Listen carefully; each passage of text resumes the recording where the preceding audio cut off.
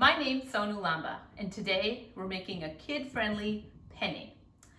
So this penne is inspired by my son, who at the age of 6 watched Garfield, and he fell in love with this dish called the triple cheese lasagna that Garfield was obsessed with. And he finished watching his show, and he's like, why can't we have triple cheese lasagna? And I was like, what is triple cheese lasagna? So I concocted a few recipes of lasagna with various cheeses, and this is the best 3 cheese combination for any baked pasta. So today we're doing a penne, and I'm doing a penne because penne rigate, rigate means ridges, and penne rigate soaks up moisture really well, and this dish tastes very similar to a lasagna. And I like the bite on this pasta. Lasagna is very, it lacks a lot of texture. This has that bite, you know, in each morsel, and it's very comforting, and my kids love it. So this is that kid-friendly recipe on my channel, so definitely try it. So, a couple of the things that we're gonna be needing is my favorite ingredient, extra virgin olive oil. The 3 cheeses that we're gonna use include, so one is this copper kettle, it's almost like a parmesan cheese. This brand is Ciao, so copper kettle parmesan. We're also going to be using 2 types of mozzarella. One is a low moisture mozzarella. This is the brand that I like, Tillamook, and it says it here, shredded low moisture mozzarella. Finally, we're also going to use a water-packed fresh mozzarella. So the combination of the fresh mozzarella with the low moisture mozzarella and then the Ciao Parmesan cheese makes this dish so wonderful. It's almost as if you've tried a baked pasta from a restaurant. This is restaurant worthy. When you go to these high-end Italian restaurants and they give you a baked pasta, this is that recipe. This is a perfect 3 cheese blend. Definitely give it a try. And I highly recommend this pasta sauce. So this is Rao's marinara. Rao's is a wonderful restaurant in New York City. And they make the best marinara sauce, pomodoro, arrabbiata, fra diavolo. They have a wonderful line of pasta sauces. You can even buy them at Costco. Costco only sells the marinara version, and you get the most bang for your buck at Costco. Normally, a jar, maybe 3/4 the size of this, would be $10 or $11. At Costco, it's at least 40% off. We will also be using some fresh basil, some salt, fresh cracked black pepper, and just to get things started, I've actually already boiled my penne noodles. When you cook them for half the amount of time you ordinarily would, because this is a baked pasta dish, so it's gonna cook more in my oven later. So I've only cooked this for about 6 minutes, and I've cooled it, and I've put some extra virgin olive oil just over it.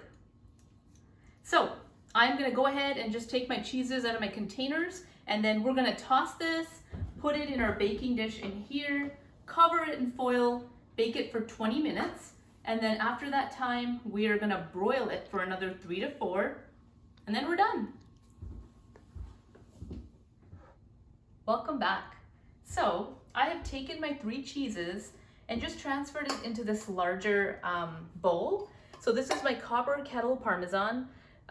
So I also buy this copper kettle parmesan from Costco because it is a lot more affordable than if I got it from a regular grocery store. And this comes in shavings. You can definitely buy, you know, a block of cheese, a block of parmesan, and grate it yourself too. This is just easier for me.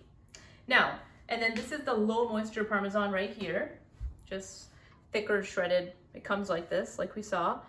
This is the fresh mozzarella. So I'm using 2 8-ounce containers of fresh mozzarella. I am using 16 ounces of low moisture whole milk mozzarella. I am also using about 2 cups of the copper kettle parmesan.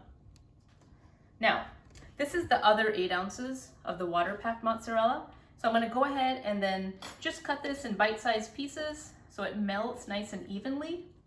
And you'll see the combination of these cheeses, it's really, really good. So I really like buying cheeses that use synthetic or microbial enzymes to produce the cheese. I'm not a big fan of rennet.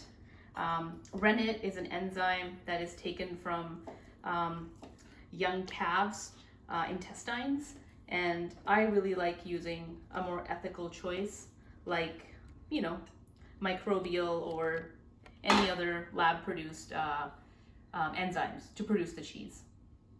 So here's my cheese. They're just little bite-sized pieces, just like that. I'm gonna go ahead and put it right in here.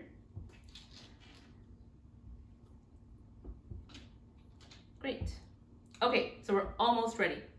Now I'm gonna take some basil. So this is hydroponic basil. This is grown in water. I'm just gonna take some of it, and we're probably gonna use a fair bit of basil. So what's great about this pasta is when it's done, it looks like the colors of the Italian flag. You've got white, you've got red, and you've got green. So visually it looks very, very nice too. I'm gonna take some more basil here. Okay, I can use that. Great. Okay, next step, I'm gonna go ahead and open my tomato sauce.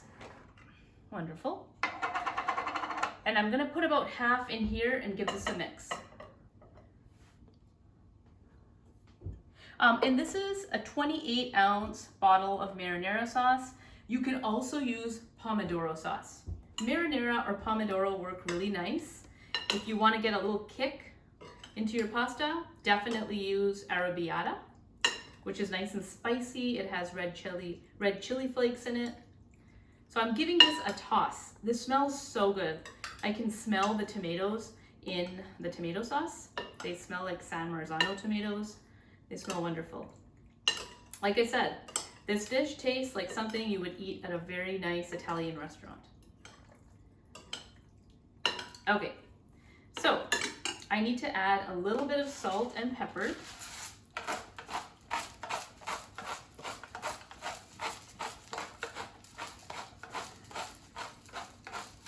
Great.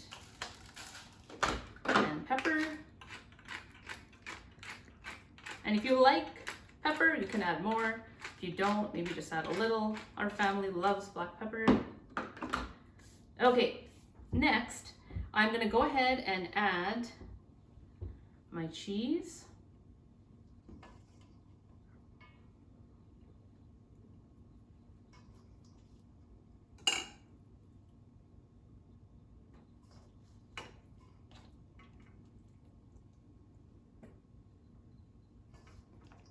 And I'm adding about half of each cheese right now.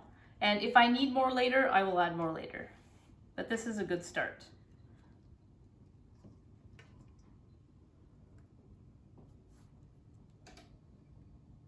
Okay, that's great. I'm gonna go ahead and give this a toss. So this step is critical. Make sure you toss the cheese nicely. You don't want blobs of cheese in, you know, random spots in your baking dish. You want it to integrate really well. And note, this pasta is cooled. That's why the cheese is not melting. You need to make sure your pasta is not warm because it will overcook in the baking process. Okay, that's great. I'm gonna go ahead and add some more sauce. This needs a little bit more sauce. That's great. And I'm gonna reserve this last little bit for my baking dish, just so things don't get stuck at the bottom.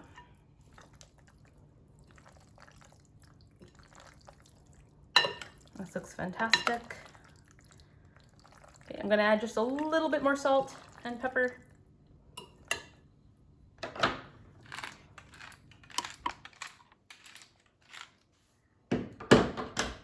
Okay, and I'm gonna add the rest of my cheeses except for the Parmesan. I like to create a nice coat on the top for my Parmesan cheese, and I'll show you how I do that.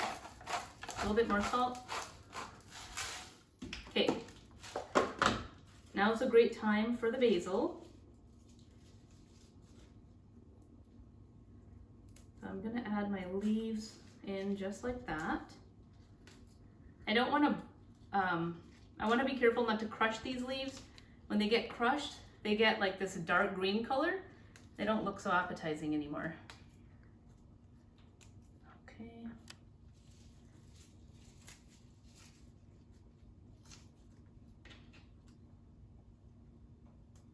Okay, that looks great. In goes more of my cheese. And I'm putting everything except my Parmesan cheese. So this Parmesan has a great aftertaste. It has caramel finishing notes. It's been aged for 12 months. And it's the best Parmesan cheese I've ever found.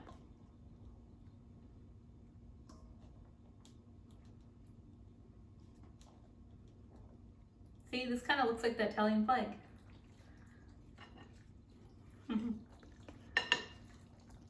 Okay.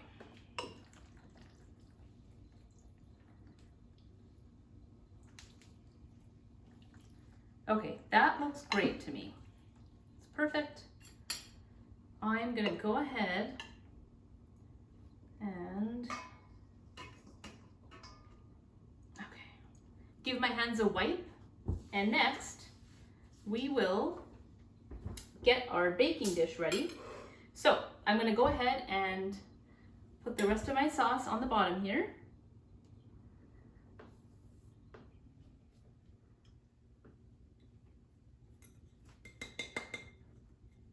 That is great. Okay, I'm just gonna get a spoon and help spread this.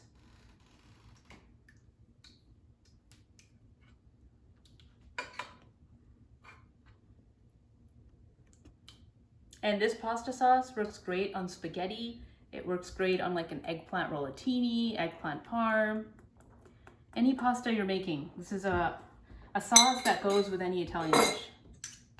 Okay, so I'm gonna go ahead and carefully transfer my pasta in here.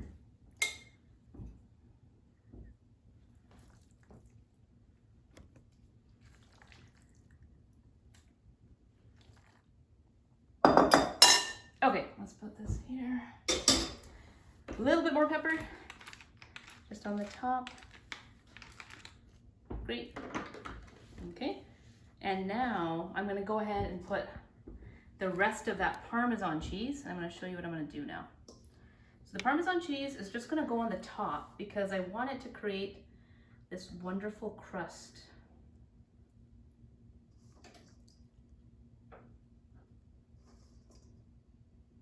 And this is definitely the right amount of cheese.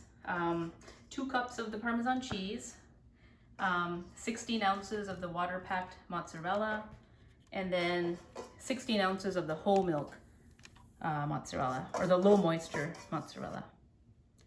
So just like that. I like it. This looks great. And finally, just so we do get the crust, I'm gonna take a little bit of extra virgin olive oil. That's gonna help this crisp up really nicely. And this is also gonna help keep that moisture into the pasta so things don't dry out. And that's it. So I'm gonna go ahead and put my aluminum foil over this. I'm gonna bake this in the oven for 20 minutes at 375 Fahrenheit. After that, we're going to broil it for 3 to 4 minutes on high heat, and it will form this wonderful crust, and then we'll try it. Okay, so time to pop this baby in the oven at 375 Fahrenheit for 20 minutes. So I'm gonna open up my oven.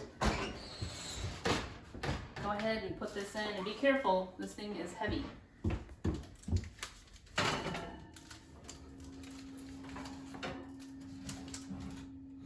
Awesome, great. So 20 minutes. Great. So this dish is fantastic to make if you are the designated parent on duty and you gotta make dinner. This is your dish. I guarantee you your kid's gonna love this.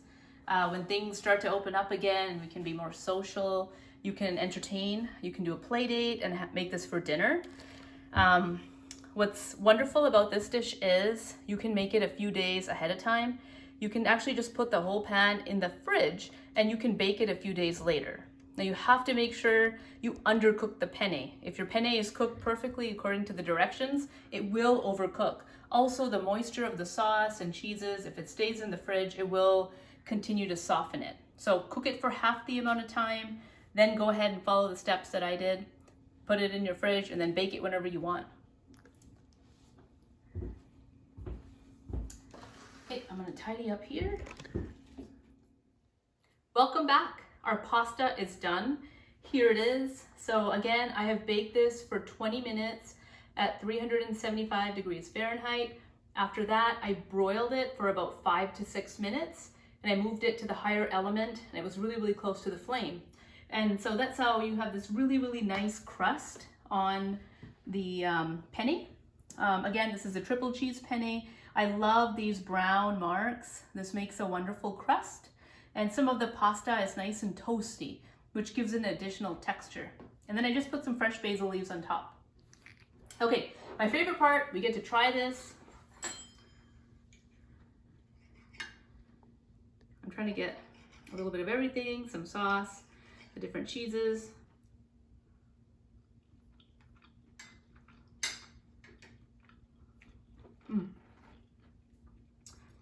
Definitely use the combination of those 3 cheeses. It's the parmesan, water-packed mozzarella, and then the dried mozzarella. Gives a wonderful crust. The overall flavor is fantastic. To me, this tastes like I went to a really high-end restaurant in Seattle and had a wonderful baked pasta. I love this dish. I can even smell and taste the basil leaves that I put in the beginning. Again, this sauce is fantastic. It's the Rouse. The Rouse is from, I believe it's from Brooklyn, New York. And it's just a fantastically sweet tomato sauce. They use San Marzano tomatoes. It's what tomato sauce should taste like. It's got all good ingredients in it. And I like to pair it with a rosé. So I feel this pasta warrants a good wine. Rosé is what I like. It goes really well. This is awesome. Thank you so much for watching my show. Next time you're in charge of making dinner for your kids, or your kids are visiting you on the weekends, definitely make this dish. This dish is fantastic. This will hit all the spots for all members of your family. Definitely kid friendly. And you're gonna have leftovers. What can be better than that? You don't have to cook for tomorrow either. Thanks for watching.